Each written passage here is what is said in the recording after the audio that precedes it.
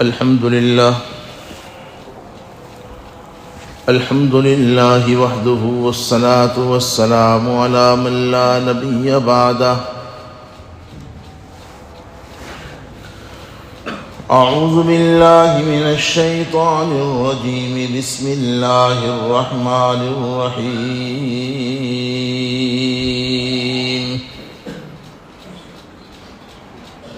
ومن يقترف حسنة نزد له فيها حسنا إن الله غفور شكور.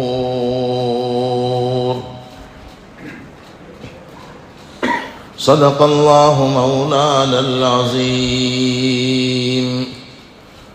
وصدق رسوله النبي الأمي الكريم ونحن على ذلك لمن الشاهدين والشاكرين والحمد لله رب العالمين.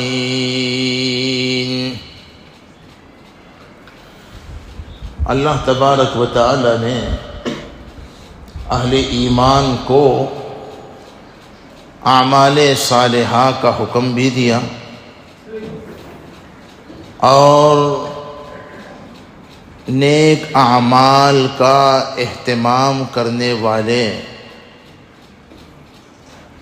اہل ایمان سے اللہ رب العزت نے اجر عظیم کا وعدہ بھی فرمایا. انشاءاللہ ہم ایک مضمون آپ کے سامنے پیش کرنا چاہتے ہیں اور اس میں ہم یہ بتلانا چاہتے ہیں کہ عمل قلیل پر اللہ نے اجر عظیم کے جو وعدے فرمائے ہیں، قرآن و سنت میں اس کی جو مثالیں ہیں، عبادات میں کیا مثالیں ہیں اور معاشرت میں کیا مثالیں ہیں، معاملات میں کیا مثالیں ہیں، اخلاقیات میں کیا مثالیں ہیں. اس مضمون کو بیان کرنے کا بنیادی مقصد یہ بھی ہے تاکہ ہم اعمال صالحہ کا ان فضائل کو سن کر اہتمام کرنے والے بن جائیں. اللہ تعالی ہم سب کو توفیق عطا فرما دے. اس ضمن میں جو آیت کریمہ ہم نے پیش کی ہیں سورہ شورا ہے، 25ویں پارے میں 23ویں آیت کریمہ کا ایک ٹکڑا ہے. حق تعالی نے یہ وعدہ فرمایا وَمَن يَقْتَرِفْ حَسَنَةً نَزِدْ لَهُ فِيهَا حُسْنًا. یہ ہے وعدہ. فرماتے ہیں کہ جو شخص نیکی کا اہتمام کرے گا، نیک کام کرے گا، ہم اس کی نیکی میں اضافہ کر دیں گے. نزد لہو فیہا حسنا. اور پھر اخیر میں فرمایا، اللہ پاک کی ایک شان اور صفت بیان فرمائی، ان اللہ غفور شکور. آگے کہ اللہ تبارک و تعالی قدرداں بھی ہیں، غفور بھی ہیں، بخشنے والے بھی ہیں اور بندوں کی نیکیوں اور اچھے کاموں کی قدر کرنے والے بھی ہیں. یہ جو وعدہ ہے نا وَمَن يَقْتَرِفْ حَسَنَةً نَزِدْ لَهُ فِيهَا حُسْنًا، اس کے 3 مطلب مفسرین نے بیان فرمائے. بہت غور سے سنیے. دیکھیے اللہ کتنے کریم ہیں. دنیا والے اپنے ورکروں کو بہت دیتے ہیں. مجھے ہمارے عزیز نے بہت سی باتیں بتلائے اور لوگ بتلاتے رہتے ہیں. مجھے نہیں معلوم ہے کس کی کیا سیلری ہے اور یہ اچھا بھی ہے، لیکن جب کبھی سنتا ہوں نا تو اللہ رب العزت کے فضل سے اللہ کے وعدوں پر یقین بڑھ جاتا ہے. وہ کیسے؟ جب سنتا ہوں کہ دنیا اپنے معمولی ورکر کو، جس کو ٹھیک سے بات کرنا نہیں آتا، بڑوں سے مین بہت سے لوگوں سے واسطہ پڑتا ہے، بظاہر اپنے شعبے میں بہت بڑے افسر اور نہ جانے کون کچھ کہلاتے ہیں، لیکن تمیز نہیں ہے کہ علماء سے کیسے بات کی جاتی ہے، تمیز نہیں ہے کہ چھوٹوں سے کیسے بات کی جاتی ہے۔ جب دنیا والے اپنے ورکروں کو اتنا کچھ دیتے ہیں تو اللہ اپنے وفاداروں کو نہیں دے گا؟ انشاءاللہ میں مضمون کو چلاؤں گا۔ آج تو یہ تمہیدی باتیں ہیں، خدا کی قسم اللہ اتنا دیتے ہیں دنیا والے تصور نہیں کر سکتے۔ اس بات کو اللہ کی توفیق سے ہم معتبر حدیثوں سے اور قرآن پاک سے ثابت کریں گے انشاءاللہ۔ سب سے پہلے یہ جو وعدہ فرمایا وَمَن يَقْتَرِفْ حَسَنَةً نَزِدْ لَهُ فِيهَا حُسْنًا، جو نیکی کرے گا ہم اس کی نیکی میں اضافہ کر دیں گے۔ تین مطلب۔ پہلا مطلب تو یہ ہے کہ نزید لہو فیہا حسنا کا مطلب یہ ہے ہم اس کو دوبارہ نیکی کرنے کی توفیق دیں گے۔ ایک مطلب یہ ہے، اور یہ واقعہ ہے، یہ حقیقت ہے، ایسا ہوتا ہی ہے۔ نیکی کی برکت یہ ہوتی ہے، بلکہ نیکی کی قبولیت کی علامت یہ ہے کہ ایک نیکی کے بعد اللہ تبارک و تعالی اس کو دوسری نیکی کی توفیق دیتے ہیں۔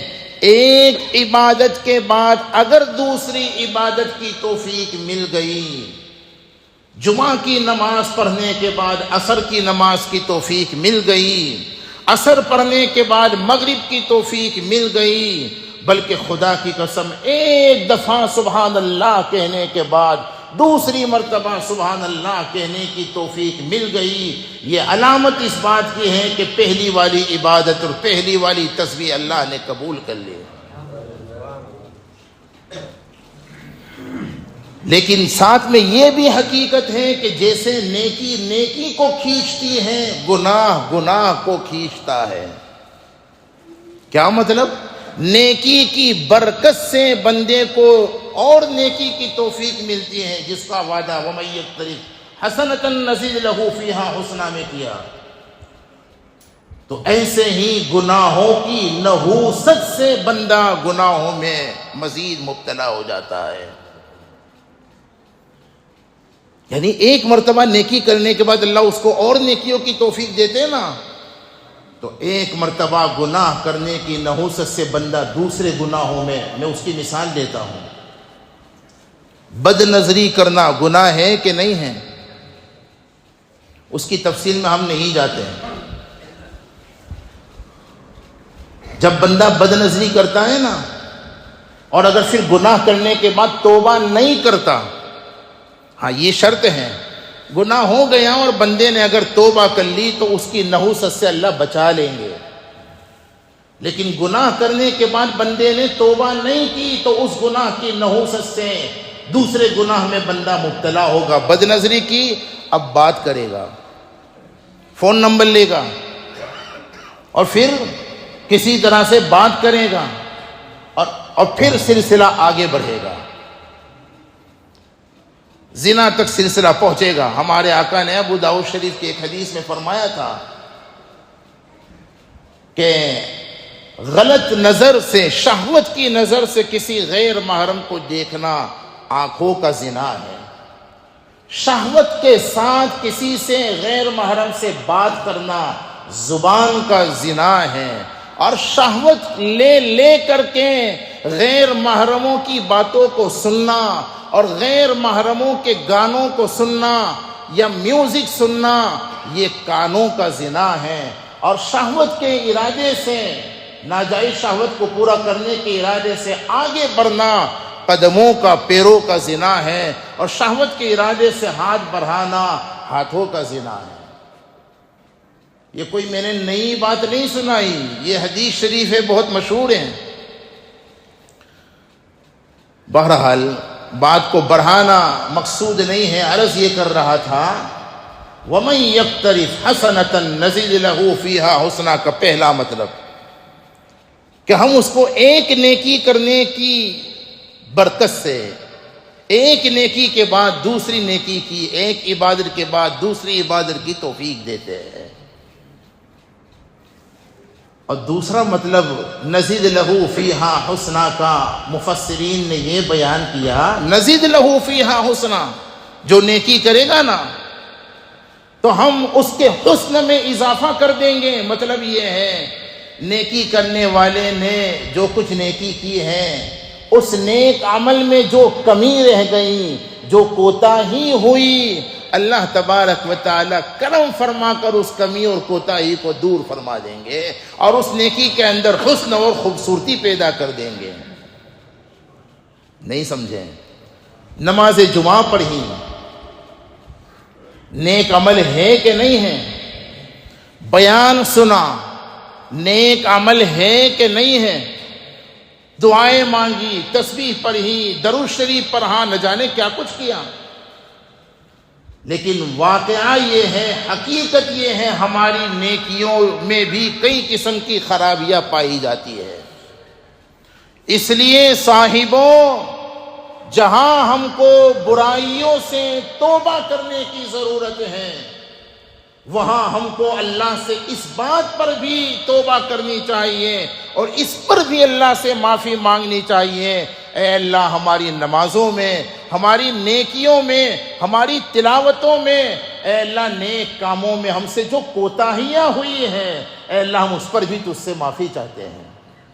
یقیناً کوتاہیاں ہوتی ہیں، کیا ہم کو یقین ہے کہ جیسے نماز پڑھنی چاہیے ہماری نمازیں ویسے ہی ہوتی ہیں؟ جس اخلاص کے ساتھ بیان سننا چاہیے، کیا اسی اخلاص کے ساتھ بیان کرتے اور سنتے ہیں ہم؟ ہمارا تو ایک عمل بھی اس قابل نہیں جو اللہ کی شان کے لائق ہو۔ لیکن ہم اپنی حیثیت کے مطابق جب کرتے ہیں نا تو پھر اللہ اپنے فضل سے بندوں کی کوتاہی، جیسے بچوں کو ہم نہیں دیکھتے، بچہ ہمارے گھروں میں جب ماں بہنوں کو نماز پڑھتے ہوئے دیکھتا ہے تو وہ بھی ان کی نقل اتارنا شروع کرتا ہے کہ نہیں کرتا؟ آپ سب کے جواب نہیں آ رہے، اس کا مطلب یہ ہے کہ آپ کے گھروں میں ماں بہنیں نمازیں نہیں پڑھتی، اور آپ کی گھروں کی خواتین کو جب نہیں پڑھے گی نمازیں تو بچے کہاں سے ان کو دیکھ کر؟ مائیں اگر گھروں میں گانے گاتی رہے گی اور موبائل میں لگی رہے گی تو پھر بچے قرآن میں لگے رہیں گے۔ اپنے گھروں میں ماحول بناؤ نیکی کا، نماز کا اور دین کا، اس کا اثر بچوں پر اور گھر والوں پر پڑے گا۔ بہرحال ہم جب بچے کو دیکھتے ہیں نماز پڑھتا ہے، اس کو نہ قیام کرتے آتا ہے نہ رکوع، لیکن ہم خوش ہو جاتے ہیں۔ اور آج کل تو ویڈیو بنانے کا بہت عام رواج ہے۔ اچھا یہ ہے کہ لوگ ہگنے اور موتنے کا ویڈیو نہیں بناتے، لوگوں کو شوق بہت ہے، اور میں اچھوں کو ہم بھی دیکھتے ہیں، آپ بھی دیکھتے ہوں گے، بظاہر بہت بڑے سمجھے جاتے ہیں۔ کیا کہا؟ بہت بڑے سمجھے جاتے ہیں۔ اب کون بڑا ہے کون چھوٹا ہے وہ تو اللہ ہی جانتا ہے۔ انہیں بھی بڑا شوق ہے ہر ادا کا۔ جناب کہیں گئے تو اس کا ویڈیو الگ، اسٹیج پر پہلا قدم چل رہے ہیں تو اس کا ویڈیو، کیا مصیبت ہے۔ ہمارے بزرگوں نے ہمیں چھپنے کے بجائے چھپنے کا حکم دیا ہے۔ کچھ سمجھ رہے ہیں نہیں سمجھ رہے ہیں؟ یہ بہت چھپنے کا شوق اچھا نہیں ہے، بہت دکھلاوا اچھا نہیں ہے۔ بہرحال کہنا یہ چاہتا تھا، بات آ جاتی ہے تو تھوڑا بہت کچھ جذبات آ جاتے ہیں۔ عرض یہ کر رہا تھا، بچہ نماز پڑھتا ہے، ماحول کو دیکھ کر ہم خوش ہو جاتے ہیں، حالانکہ اس کی نماز ٹھیک نہیں ہے، لیکن اس کی نماز سے ہم خوش ہو جاتے ہیں، ویڈیو تک بنا ڈالتے ہیں اور لوگوں میں شیئر، دیکھو میرا بچہ نماز پڑھ رہا ہے۔ کہنا کا منشا یہ ہے کہ لوگ خوش ہو جاتے ہیں، حالانکہ نماز اس نے کامل اور مکمل نہیں پڑھی۔ اور خدا کی قسم ہمارا بچہ جتنا چھوٹا ہے، اللہ کی رحمت کی قسم ہم اس سے کئی گنا زیادہ چھوٹے ہیں۔ اتنا چھوٹے ہیں کہ ہمارے چھوٹے ہونے کی کوئی انتہائی نہیں، اور اللہ اتنے بڑے ہیں کہ ان کے بڑا ہونے کی کوئی انتہائی نہیں۔ جب ایک بڑا اپنے چھوٹے کو نیکی کرتے ہوئے خوش ہوتا ہے تو اللہ اکبر جو سب سے بڑا ہے وہ بھی اپنے بندوں کو ٹوٹے پھوٹے اعمال کرتا ہوا دیکھ کر خوش ہو جاتا ہے، اور ان اعمال میں جو کمی کوتاہی ہوتی ہے نزد لہ فیہا حسنا، وعدہ فرمایا کہ ان کمیوں کو میں دور کر دوں گا۔ تم وہ کرو جو تمہارے بس میں ہے، تم ایسی نمازیں پڑھو جیسے پڑھ سکتے ہیں، ایسی نیکیاں کرو جیسے کر سکتے ہیں، اجر و ثواب اور اس کی کمیوں کو دور کرنا میری ذمہ داری ہے۔ نزید لہو فیہا حسنا۔ تیسرا مطلب مفسرین فرماتے ہیں کیا اللہ ہے اللہ۔ اب میں دیکھو اللہ کی شان کریمی کو، انشاءاللہ یہیں سے بات کو بڑھاؤں گا آئندہ، آپ فکر مت کریں، انشاءاللہ وقت پر ختم کرنے کی کوشش، چونکہ شوق، ایک جذبہ، ایک ولولہ قرآن پاک کے اندر اللہ پاک نے تیسرے یہ جو وعدہ فرمایا وَمَن يَقْتَرِفْ حَسَنَةً نَزِدْ لَهُ فِيهَا حُسْنًا، نیکی کا اہتمام کرنے والا، اعمال صالحہ کا اہتمام کرنے والا، ہم اسے اتنا نوازیں گے جتنا اس کا حق تھا، اس سے کہیں گنا زیادہ نواز دیں گے۔ ایک نماز پڑھی تو ایک ہی ثواب ملنا چاہیے تھا، لیکن نزد لہ فیہا حسنا، ہم اس کے حسن میں، اس کے اجر و ثواب میں اضافہ کر دیں گے۔ ان اللہ لا یظلم مثقال ذرہ وَإِن تَكُ حَسَنَةً يُضَاعِفْهَا وَيُؤْتِ مِن لَّدُنْهُ أَجْرًا عَظِيمًا۔ اجر عظیم کا وعدہ اللہ نے فرمایا، اور یہ وعدہ کئی جگہوں پر من جاء بالحسنۃ فلہ عشر امثالها، کم سے کم ایک نیکی کا اجر و ثواب 10 گنا۔ نمازیں 5 پڑھوں گے لیکن اجر و ثواب ملے گا 50 نمازوں کا، سمجھے نا۔ اور بھی مشکات میں، بخاری میں ایک روایت ہے، اسے سن لو، بات ختم۔ ہمارے آقا اور مولا تاجدار مدینہ سرکار دو جہاں جناب محمد الرسول اللہ صلی اللہ علیہ وسلم فرماتے، جب کوئی بندہ نیکی کا ارادہ کر لیتا ہے، ابھی نیکی کی نہیں ہے، محض ارادہ کیا کہ انشاءاللہ 500 روپیہ صدقہ کروں گا، یا 500 روپیہ کسی نیک جگہ میں، کسی نیک کام میں خرچ کروں گا، ارادہ کیا، عمل نہیں کیا۔ متفق علیہ کی روایت کا خلاصہ یہ ہے، اللہ تبارک و تعالی اس ارادہ کرنے پر عمل کے بغیر ایک نیکی عطا فرماتے ہیں۔ اور اب چونکہ آپ کے وقت میں گنجائش نہیں ہے نا، آپ کا وقت بڑا قیمتی ہے بھائی،